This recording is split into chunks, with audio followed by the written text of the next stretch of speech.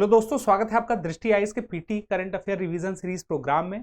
आज हम बात करने वाले हैं पर्यावरण एवं पारिस्थितिकी का वह खबर जो कि 2022 में अक्टूबर महीने में महत्वपूर्ण था। तो ये कौन कौन सी खबरें थी, एक तरफ से हम देखेंगे परीक्षा के लिए जो कि महत्वपूर्ण है। शुरुआत करते हैं ग्रीन स्टील से। आप देख रहे होंगे ऐसा कुछ ग्रीन कलर का है, तो दरअसल ग्रीन स्टील इस तरह से ग्रीन कलर का नहीं होता है, एक प्रतीक है ग्रीन स्टील के नाम से।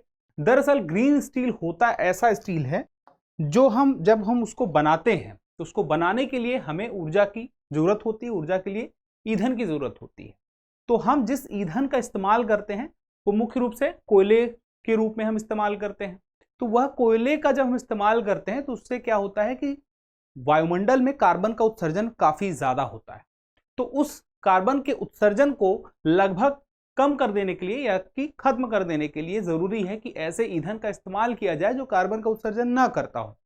तो इसी क्रम में बात चल रही है कि हाइड्रोजन एक ऐसा ईंधन हो सकता है जो कि स्टील बनाने के लिए बेहतर होगा, क्योंकि कार्बन उत्सर्जन इससे कम होगा, लगभग ना के बराबर होगा। तो इसका मतलब क्या हुआ कि कार्बन उत्सर्जन ना हो, उसके लिए एक ऐसा ईंधन जो हम इस्तेमाल कर रहे हैं वह ईंधन क्या कहलाएगा? ग्रीन ईंधन हो गया। और यह ग्रीन ईंधन क्या है? हाइड्रोजन है। और इससे बनने वाली जो स्टील होगी ग्रीन स्टील होगी। तो अब बात आती है कि ग्रीन स्टील महत्वपूर्ण क्यों है। तो जैसे मैंने आपसे बताया कि सबसे ज्यादा उत्सर्जन क्यों हो रहा है? कार्बन डाइऑक्साइड का जो उत्सर्जन होता है उससे। क्यों? क्योंकि जब हम कोयले का इस्तेमाल करते हैं, उसको कोयले को हम जलाते हैं तो उससे वायुमंडल में यही जाएगा। और आपको पता है जो COP 26 है ग्लासगो का, उसमें यह बात साफ साफ कही गई थी कि 2030 तक अपने उत्सर्जन को काफी हद तक कम करना है और 2070 तक नेट जीरो कार्बन इमिशन करना है। इसका मतलब क्या हुआ कि जो कार्बन उत्सर्जन, जितना कोई देश वायुमंडल में कार्बन उत्सर्जन कर रहा है, उतना ही उसका अवशोषण वनों, जंगलों या कोई नवाचार तकनीकी के द्वारा वायुमंडल से उतना कार्बन उसके द्वारा हटा लिया जाएगा। तो इसको बोलेंगे नेट जीरो कार्बन इमिशन। अब इस मामले में हो यह रहा है कि जिस प्रकार के ईंधन की हम बात कर रहे हैं, हाइड्रोजन की बात कर रहे हैं, लेकिन हाइड्रोजन में भी इसके कई प्रकार हैं ईंधन के, जैसे कि ग्रे हाइड्रोजन है, ब्लू हाइड्रोजन है, ग्रीन हाइड्रोजन है, एक और है ब्राउन हाइड्रोजन।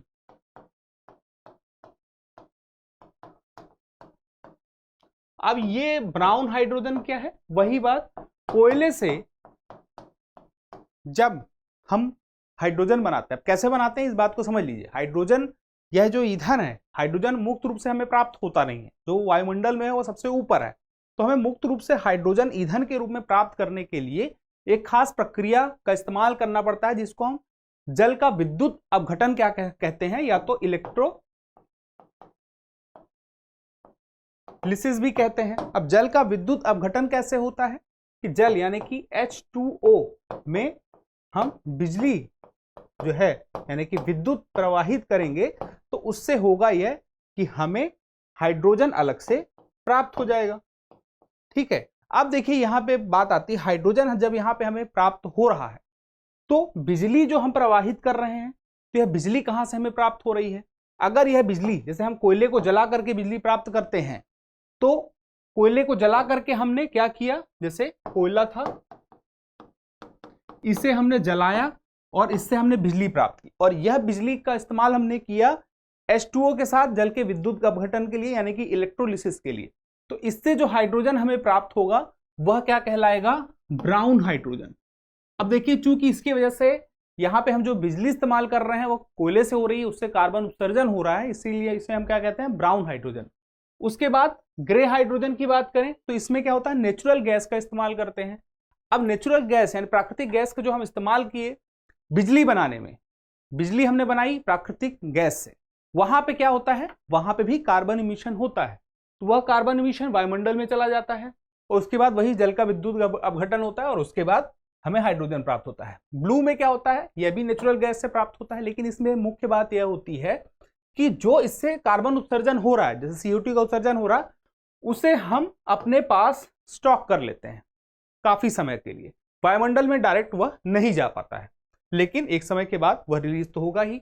अब उसके बाद आती है ग्रीन हाइड्रोजन की बात। ग्रीन हाइड्रोजन से आप समझ सकते हैं कि मामला यहां पे कुछ इको फ्रेंडली है। कैसे है? दरअसल यहां पे जो हम इलेक्ट्रिसिटी का इस्तेमाल करेंगे वह होगी ग्रीन इलेक्ट्रिसिटी। इसका मतलब क्या हुआ? इस इलेक्ट्रिसिटी को हमने किससे प्राप्त किया है? जैसे कि सोलर एनर्जी से। या पवन ऊर्जा से।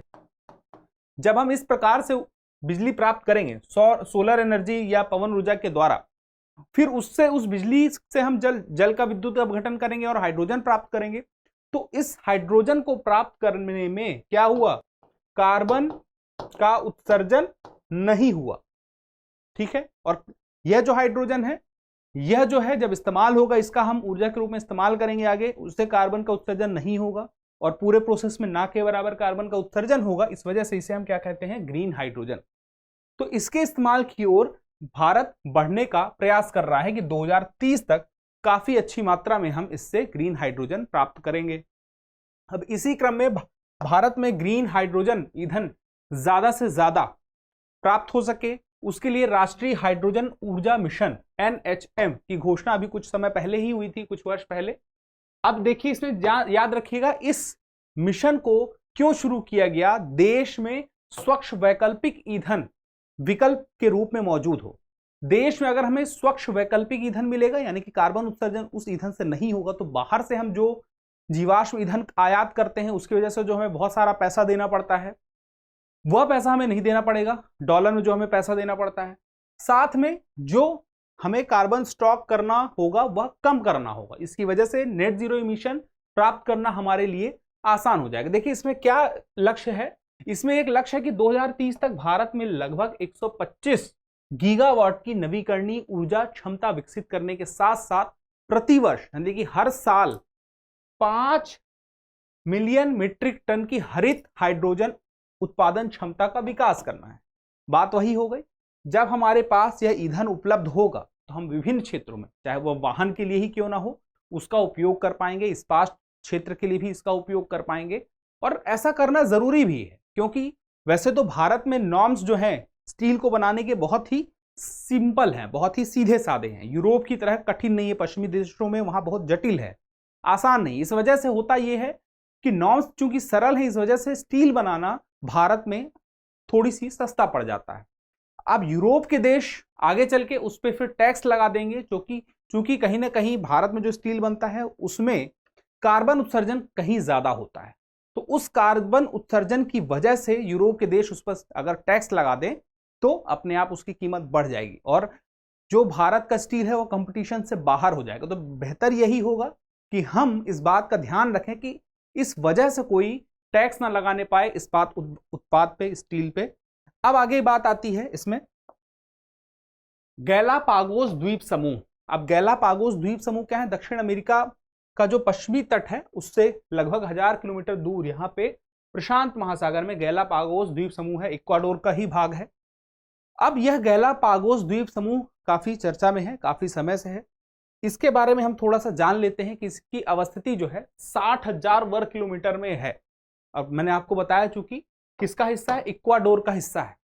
अब यह गैलापागोस द्वीप समूह दक्षिण अमेरिका से 1000 किलोमीटर की दूरी पर है और कहां पे है, प्रशांत महासागर में, यह भी बता चुका हूं। अब इसमें थोड़ी सी संरक्षण की स्थिति इसकी देख लीजिए।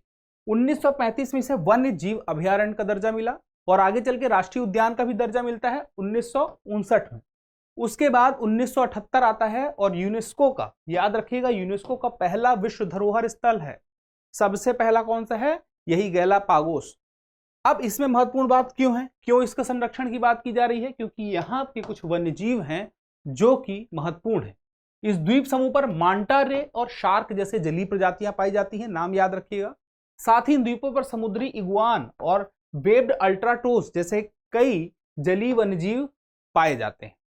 अब उसके साथ कुछ और, जैसे कि जो संकटग्रस्त है गंभीर रूप से, गैलापागोस पेंगुइन, इसके अलावा गैलापागोस फर सील और गैलापागोस समुद्री शेर, सी लायन जिसे हम बोलते हैं। अब इसके अलावा यहाँ पे क्या है, विशाल कछुए। ये विशाल कछुए जो हैं इन्हीं के नाम पर इस द्वीप समूह का नाम पड़ा गैलापागोस। अब आगे देखिए महत्व क्या है। 1835 में चार्ल्स डार्विन ने यहां पर अध्ययन किया था। चार्ल्स डार्विन किस रूप में आप उनको जान सकते हैं कि उन्होंने विकासवाद का सिद्धांत दिया था। अब विकासवाद के सिद्धांत के साथ ही उन्होंने अपनी एक किताब लिखी थी on the origin of species, जिसमें उन्होंने बहुत सारी चीजें यहां पे देखी, महसूस की, अंतर महसूस किया। जैसे मैंने आपसे बताया कि यह द्वीप समूह है, तो यहां पर कई द्वीप थे, यहां डार्विन की एक मेहराब थी जो कुछ समय पहले ढह गई कहा जाता है, वहीं पर उन्होंने अध्ययन किया। मान लीजिए यहां पे बहुत सारे ये द्वीप हैं। अब डार्विन ने यहां पे देखा कि हर द्वीप में, जैसे एक किसी जीव का उदाहरण लेते हैं पक्षी का, हर द्वीप में पक्षी है लेकिन अलग अलग है। जैसे इस द्वीप में पक्षी है तो उसकी चोंच लंबी है, इस द्वीप में जो पक्षी है उसकी चोंच छोटी है। तो उनका कहना यह था कि एक समय हो सकता है ऐसा रहा हो कि ये सारे द्वीप समूह एक साथ रहे और एक सिंगल द्वीप रहा हो और एक ही प्रकार का पक्षी रहा हो। लेकिन हुआ ऐसा, जब ये अलग अलग हो गए और अलग अलग जगहों पर अलग अलग स्थिति थी, अलग अलग परिस्थिति थी, तो कहीं पर ऐसा हुआ कि पक्षियों को डायरेक्ट अगर कहीं से भोजन प्राप्त हो रहा था, आसानी से भोजन प्राप्त हो रहा था, तो उनकी चोंच छोटी थी। लेकिन कहीं पे उन्हें फूल के अंदर से कहीं अपने लिए भोजन निकालना पड़ रहा था गहराई में जाके, तो वहां पर पक्षियों की चोंच क्या थी, ज्यादा लंबी थी। तो इस वजह से जिस जगह पर ऐसी परिस्थिति थी कि चोंच का लंबी होना जरूरी है, वहां पर जिनकी चोंच लंबी नहीं थी वो धीरे धीरे नष्ट होते गए, यानी कि विलुप्त होते गए। लेकिन जो उनकी अगली पीढ़ी थी वह थोड़ी थोड़ी बड़ी चोंच के साथ ही अपने आप को आगे बढ़ाती रही। और यह अपने आप में, इससे हम क्या कह सकते हैं, इसे हम अपने आप में कहते हैं कि यह जो है अपने आप में जो प्राकृतिक चयन की बात होती है वो हो जाती है। अब इसमें बात आती है कि यहां पर आप कुछ और बातें जान सकते हैं कि जो डार्विन है, डार्विन ने on the origin of species जो दिया था, यह किताब लिखी थी, यह आज भी बिकती है, आज भी यह प्रिंट होती है और 150 सालों से यह किताब लगातार बिक रही है। इसका कुछ और विकासवाद का एक और उदाहरण है प्राकृतिक चयन का, जो हम सिद्धांत बोलते हैं।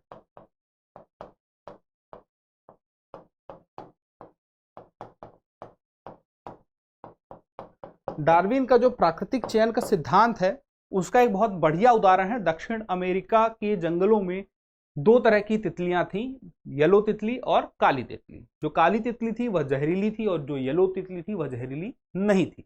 तो कहा जाता है जो वहां के वन जीव थे वो येलो वाली तितली को, पीली तितली को खा लेते थे, काली को नहीं खाते थे। लेकिन समय के साथ धीरे धीरे जो पीली तितलियां थी उनकी जो संतानें थी वह जो धीरे धीरे उनका रंग जो है वो पीढ़ी दर पीढ़ी बदलता जा रहा था और धीरे धीरे वो काली होती जा रही थी। और एक ऐसा समय आया कि जंगल की सारी तितलियां ही काली हो गई और उससे हुआ यह कि जो वन्यजीव थे उनके लिए यह मुश्किल हो गया कि इनमें से कौन जहरीली है कौन जहरीली नहीं है, और अंततः सारी तितलियां जहरीली हो गई। इसे हम प्राकृतिक चयन का सिद्धांत कहते हैं, परिस्थिति के अनुसार अपने आप को बदल लेना। आगे देखिए, ई अपशिष्ट दिवस। ई अपशिष्ट दिवस 14 अक्टूबर को मनाया जा रहा, हर साल मनाया जा रहा है। कब से मनाया जा रहा है? 2018 से मनाया जा रहा है। अंतरराष्ट्रीय ई अपशिष्ट दिवस है। ई अपशिष्ट दिवस का मतलब क्या हो गया? Electronic waste. इस साल, यानी कि सॉरी इस साल की नहीं, अक्टूबर 2022 खबर है, तो 2022 में इसकी थीम क्या थी? Recycle it all know matter how small. इसको याद रखिएगा। आपको पता है कि यूपीएससी की परीक्षा में पर्यावरण एवं पारिस्थितिकी जो है एक बहुत ही महत्वपूर्ण खंड है। यहां से आयोग के द्वारा हर साल प्रश्न पूछे ही जाते हैं। अब आगे देखिए, इसमें यह जो है ई अपशिष्ट की बात आई तो इसमें 2018 में सर्वे आया जिसमें बात कही गई कि लगभग 5.3 बिलियन मोबाइल 2022 तक में उपयोग से बाहर हो जाएंगे, यानी कि अब तक हो चुके होंगे। और ई अपशिष्ट के लिए ये जो इलेक्ट्रॉनिक वेस्ट है इन्हें रिसाइकल किया जा सके, इनका सही निपटान किया जा सके, इन्हें दोबारा से उपयोग करने लायक बना सके, उसके लिए जो पहली क्लिनिक भारत में बनी वो कहाँ बनी? वह भोपाल में बनी थी, उसके कलेक्शन के लिए। और इसके लिए प्रबंधन के लिए एक नियम जो बना 2016 को, जो 2017 में अधिनियमित किया गया था। अब बात करते हैं ई अपशिष्ट के बारे में। एक सबसे महत्वपूर्ण बात है, इसके प्रबंधन के लिए 2011 में एक कानून बना है और इस कानून में साफ साफ बात कही गई है कि इससे वही कलेक्ट करेगा ई अपशिष्ट को जो कि इसका प्रबंधन करेगा, इसे रिसाइकल करेगा या तो इसके विघटन संबंधी कार्य को अंजाम देगा। यह बात भी आपको पता होना चाहिए, 2011 कानून है।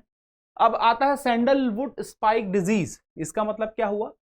जो चंदन के पेड़ हैं, चंदन के पेड़ों पर एक रोग लग रहा है जिसकी वजह से वे पेड़ लगातार नष्ट होते जा रहे हैं। और यह रोग कोई नया नहीं है, कोरोना की तरह अभी हाल में नहीं आया, सैकड़ों साल से, 100 साल से तो ऊपर हो ही चुके हैं इस रोग को आए हुए। लेकिन यह बीच बीच में बहुत ज्यादा प्रभावी जब हो जाता है तो काफी पेड़ों को नष्ट करता है लगातार। क्या है इसके बारे में विस्तार से जानेंगे। यह एक संक्रामक रोग है जो फाइटोप्लाज्मा के कारण होता है, यह बात याद रखिएगा। ये क्या करते हैं, जो पौधों के ऊतक के जीवाणु परजीवी होते हैं, जीवाणु परजीवी मतलब क्या, बैक्टीरियल पैरासाइट, बैक्टीरिया पैरासाइट हो गए। अब ये बैक्टीरिया पैरासाइट क्या करते हैं, यह पौधे से पौधे में संचरित होते हैं, एक पौधे में लगे उससे दूसरे पौधे में पहुंच जाएंगे, आसपास के जितने पेड़ पौधे हैं चंदन के सबको नष्ट करते हुए आगे बढ़ जाएंगे। और यही हो भी रहा है। और मुश्किल बात यह है कि इस बीमारी का कोई इलाज अभी तक नहीं ढूंढा जा चुका है, यह बात याद रखिएगा, कोई भी इलाज नहीं है। तो इसे रोका कैसे जाए, इसके रोकने का एक ही तरीका है कि आसपास के जितने भी पेड़ हैं जो संक्रमण बढ़ता जा रहा है, एक समय जो संक्रमित पेड़ है उसको काट दिया जाए। जितने संक्रमित पेड़ हैं अगर वो समय पे कट जाएंगे तो वह प्रसार नहीं होगा, संक्रमण आगे नहीं बढ़ेगा। अब यही वजह है कि जब इसे 1899 में कर्नाटक के कोडागु जिले में खोजा गया तो हुआ क्या, उसके बाद बहुत प्रयास किए गए, राजाओं के द्वारा इनाम रखवाया गया, जो इसका इलाज ढूंढ लेगा इस पेड़ को बचाने का उसे इनाम मिलेगा, लेकिन अभी तक इसका इलाज नहीं ढूंढा जा चुका है। एक ही तरीका है, पेड़ों को काट दीजिए जो संक्रमित हैं। हालांकि संक्रमण जो भारत में इन चंदन के पेड़ों में फैल रहा है उसके पीछे की एक बड़ी वजह है कि कुछ ऐसे कानून भारत में हैं, जैसे कि कानून ये है कि चंदन के पेड़ जहां पे मौजूद हैं वहां के आसपास में जो भी पेड़ पौधे हैं उन्हें भी नहीं काटा जाएगा। इस वजह से ये जो बैक्टीरिया परजीवी हैं, यानी कि ये बैक्टीरिया पैरासाइट जो हैं, ये आसानी से एक पौधे चंदन के पेड़ पौधे से दूसरे चंदन के पेड़ पौधे तक उनके माध्यम से पहुंच जाते हैं। अब इसमें एक बात याद रखनी होगी, 1903 से 1916 के बीच इसी स्थान पर एवं मैसूर क्षेत्र में कितने 10 लाख से भी अधिक चंदन के पेड़ नष्ट हो गए। अभी भी हजारों लाखों की संख्या में चंदन के पेड़ नष्ट हो जाते हैं और इन्हें अभी रोकना मुश्किल हो रहा है। एक ही तरीका है, इनके संक्रमण को फैलने से रोका जाए। भारत में आंध्र प्रदेश, तेलंगाना, बिहार, गुजरात, कर्नाटक, मध्य प्रदेश, महाराष्ट्र और तमिलनाडु ये प्रमुख स्थान है जहां चंदन आपको देखने को मिल जाएगा। अब विश्व के व्यापार में चंदन का जो व्यापार है, चंदन का व्यापार का कितना हिस्सा है भारत के पास, भारत का 85% है, बाकी 15% बाकी दुनिया के देशों का। किस प्रकार का पेड़ है याद रखिएगा, उष्ण कटिबंधीय पेड़ है, लाल लकड़ी होती है और जो छाल होती है उसका रंग अलग अलग हो सकता है, गहरा भूरा, लाल, हरा भूरा, ठीक है। ऊंचाई इसकी 20 मीटर तक होगी। और याद रखिएगा IUCN की जो रेड लिस्ट है इंडेंजर्ड, इसमें भी याद रखिएगा। अब यहां पे इस बात को आपको याद रखना है कि इसको रोकने का क्या तरीका है, आपको पता होना चाहिए, एक ही है कि आसपास के जितने भी संक्रमित पेड़ हैं काट दिए जाएं। आगे की बात, हरित पटाखे। हरित पटाखे के लिए आपको एक बात समझनी है कि ये पटाखे जो हरे दिखते हैं वो हरित पटाखे नहीं कहलाएंगे। हरित पटाखे का मतलब है जो पर्यावरण के लिए अनुकूल हो, इको फ्रेंडली हो, पर्यावरण को नुकसान ना पहुंचाते हो। लेकिन अभी ऐसे पटाखे पूरी तरह से नहीं बने कि जो पूरी तरह से ही पर्यावरण को नुकसान नहीं पहुंचाते, नुकसान जो पहुंच रहा है वह कम हो गया है। किस वजह से कम हुआ है, CSIR के द्वारा कुछ ऐसे फॉर्मूले बनाए गए हैं जिनके आधार पर यह इको फ्रेंडली क्रैकर्स बनाए जा रहे हैं। तो इसे हमें समझना पड़ेगा, जिसे हम कहते हैं हरित पटाखे, पर्यावरण के अनुकूल पटाखे हैं जो तुलनात्मक रूप से कम प्रदूषण करते हैं, ध्वनि प्रदूषण भी कम करते हैं और वायु प्रदूषण भी कम करते हैं, दोनों ही प्रदूषण तुलनात्मक रूप से कम करेंगे, ठीक है। अब याद रखिएगा इसे डिजाइन किया गया CSIR के द्वारा। अब इसमें होता क्या है, मुख्य रूप से बोरियम नाइट्रेट तो इसमें नहीं होता है। बोरियम नाइट्रेट एक ऐसा इसमें पदार्थ मौजूद रहता था जो कि सबसे ज्यादा हानिकारक था, इसे हटा दिया गया। हरित पटाखे मैग्नीशियम और बेरियम के बजाय किससे बनते हैं, पोटेशियम नाइट्रेट से व एल्यूमिनियम जैसे वैकल्पिक रसायनों के साथ साथ आर्सेनिक एवं अन्य हानिकारक प्रदूषकों के बजाय कार्बन का उपयोग इसमें किया जाता है। तो कि इसमें मुख्य बात यही है कि इसमें जो तत्व मौजूद थे पहले उन्हें हटाया गया, कुछ नए तत्वों को लेकर आया गया जिससे कि तुलनात्मक रूप से कम प्रदूषण हो। साथ में इनको बनाने का कुछ ऐसा फार्मूला था जो वायुमंडल में इसे उतना नहीं फैलने दे रहा था। अब इन पटाखों की जो ध्वनि प्रदूषण की जो मैंने बात की थी 160 से 120 डेसिबल जो पहले होता था, जो नियमित पटाखे हम पहले इस्तेमाल करते थे पारंपरिक पटाखे, अब ग्रीन पटाखों में क्या होगा 100 से 130 डेसिबल तक की आवाज ही इसमें सुनने को मिलेगी। आगे बात आती है इसकी पहचान। 3 तरह की इसमें कैटेगरी है मुख्य रूप से अभी। सेफ वाटर रिलीजर SWAS, श्वास, क्या होता है? इसमें सल्फर या पोटेशियम नाइट्रेट का उपयोग इसमें नहीं किया जाता है, याद रखिएगा। इसके अलावा जब यह ब्लास्ट होता है तो इसके साथ जल वाष्प भी निकलता है। वह जल वाष्प ऐसा काम करता है कि जो प्रदूषण फैल रहा है उसको निपटाने का काम करता है। तो याद रखिएगा, इस प्रकार पार्टिकुलेट मैटर उत्सर्जन कितना कम हो जाता है? 30% तक का नियंत्रित किया जा सकता है सेफ वाटर रिलीजर से। उसके आगे बात करें सेफ थर्माइट क्रैकर, यह भी श्वास की तरह होता है, स्टार बोलते हैं इसे। और इसकी मुख्य बात यह है कि इसमें भी सल्फर और पोटेशियम नाइट्रेट नहीं होता है, और यह भी तुलनात्मक रूप से कुछ मात्रा में जो वायु प्रदूषण है उसे, जो पार्टिकुलेट मैटर है उसे भी नियंत्रित करता है। तीसरा देखिए सेफ मिनिमल एल्यूमिनियम, इसमें एक अंतर खास रूप से जो देखने को मिलेगा, जो यह एल्यूमिनियम सामग्री को मैग्नीशियम से बदल देता है, तो यह बात भी याद रखिएगा। और इस प्रकार यह जो है प्रदूषक जो है उनको ज्यादा नहीं वायुमंडल में उपस्थित होने देता है। तो अपने आप में तीनों ही फॉर्मूले बेहतर हैं। इनको बाजार में प्राप्त करने का अलग अलग तरीका है, कहीं QR कोड के माध्यम से प्राप्त किया जाता है, इनमें डिटेल दी रहती है कि कैसे इनकी पहचान हो सके कि ये ग्रीन पटाखे हैं। राज्य सरकार के द्वारा भी कुछ नियम बनाए गए हैं इनकी बिक्री के लिए। अब आगे देखिए ब्लू फ्लैग प्रमाणीकरण।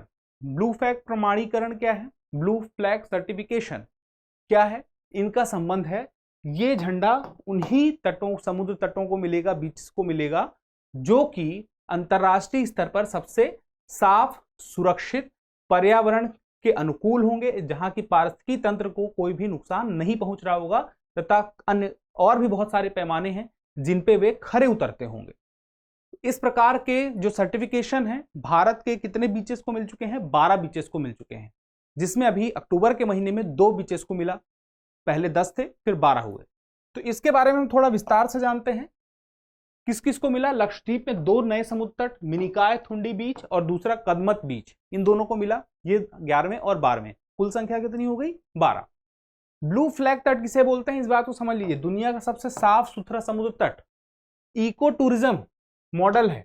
इसका मतलब यही हो गया कि यहां पर लोग आएंगे भी अगर घूमने के लिए पर्यटन की दृष्टि से, तो समुद्र तटों को कोई नुकसान नहीं पहुंचेगा, वहां की पारिस्थितिकी कोई नुकसान नहीं पहुंचेगा, ऐसी सुविधाएं वहां पर मौजूद होंगी। और याद रखिएगा, जितने पैमानों पर इन्हें खरा उतरना है, अगर उस पैमाने पर ये खरे नहीं उतरेंगे तो ये ब्लू फ्लैग सर्टिफिकेट जो इन्हें प्राप्त हुआ है वह वापस भी लिया जा सकता है। तो यह उन्हें मेंटेन करके चलना पड़ेगा। भारत में कहां कहां पर है आप देख लीजिए, टोटल संख्या 12 हो गई है। तो जो नए हैं, कदमत है, इसे याद रखिएगा, और मिनिकाय थुंडी है, ये यहां पे है। बाकी 10 भी देख लीजिए। यहां से देखिए शिवराजपुर बीच द्वारका, उसके बाद घोघला बीच दीव, उसके बाद पुदुबिद्री और कासरकोड यहाँ पे है, फिर कडप्पा बीच है, फिर ईडन बीच है, ऋषिकोंडा है, गोल्डन बीच है और राधानगर है। इस प्रकार से टोटल कितने हैं? 12 है। आपके सामने है नक्शे में, चाहे तो आप स्क्रीनशॉट भी ले सकते हैं। अब आगे देखिए ब्लू फ्लैग प्रमाणीकरण, जो मैंने आपसे बात कहा कितने मानदंड हैं, कितने पैमाने हैं, तो मुख्य रूप से जैसे 4 हैं, लेकिन इन 4 के अंदर भी हैं, तो उन्हें मिलाकर कितने हो जाएंगे? कुल जो है 33 मानदंड है 4 के अंदर। मुख्य रूप से पर्यावरण, शिक्षा और सूचना, उसके अलावा स्नान के पानी की गुणवत्ता, पर्यावरण प्रबंधन, समुद्र तटों पर संरक्षण और सुरक्षा सेवाएं। आप इनसे समझ सकते हैं क्या बातें यह कहना चाह रहा। पर्यावरण शिक्षा प्राप्त हो, सूचना वहां पर उपलब्ध हो, स्नान के पानी की गुणवत्ता वहां की अच्छी हो, पानी वहां का साफ हो, वहां गंदगी ना हो, पर्यावरण प्रबंधन वहां पर हो, वहां जो भी प्रशासन है वहां का लोकल प्रशासन, उसके द्वारा उचित प्रबंधन किया गया हो कि पर्यावरण को नुकसान ना पहुंच रहा हो, पारिस्थितिकी तंत्र वहां की अच्छी कंडीशन में हो, साथ ही संरक्षण और सुरक्षा जो भी है वह भी बेहतर हो। अब बात आती है इसे देता कौन है। देखिए देने के लिए ना एक अपने आप में बहुत सारे लोगों की टीम है, उस टीम को हम क्या कहते हैं? अपने आप में क्या है? एक ज्यूरी है। यह ज्यूरी किस किसने बनाई है? एक तो संयुक्त राष्ट्र पर्यावरण कार्यक्रम UNEP, उसके बाद संयुक्त राष्ट्र विश्व पर्यटन संगठन, उसके बाद डेनमार्क स्थित NGO foundation for environmental education और international union for conservation of nature, जिसे हम IUCN के नाम से जानते हैं। ये सारे मिलकर एक जूरी का निर्माण करते हैं और जूरी तय करती है कि किसे मिलेगा किसे नहीं मिलेगा। अगर आपको पता है कि दुनिया में सबसे ज्यादा ब्लू फ्लैग सर्टिफिकेशन किस देश को प्राप्त हुए हैं तो आप मुझे कमेंट बॉक्स में जरूर बताइएगा। अब आगे देखते हैं कौन से वो 12 बीच हैं। आप एक बार उनके नाम देख सकते हैं, स्टेट भी आपको पता होना चाहिए। और चाहे तो आप ये स्क्रीनशॉट भी ले सकते हैं। फिलहाल आज के लिए इतना ही। अक्टूबर महीने की सारी खबरों को हमने कवर कर लिया है। अगले एपिसोड में हम मिलेंगे और नवंबर महीने की जितनी भी महत्वपूर्ण खबरें हैं पर्यावरण पारिस्थितिकी से जुड़ी हुई उसे भी कवर करेंगे और आपकी परीक्षा तक आपसे हम यूं ही जुड़े रहेंगे, आपकी तैयारी को बेहतर करने के प्रयास में लगे रहेंगे। जल्दी मिलते हैं अगले एपिसोड में, तब तक के लिए स्वस्थ रहें, मस्त रहें और पढ़ते रहें। धन्यवाद।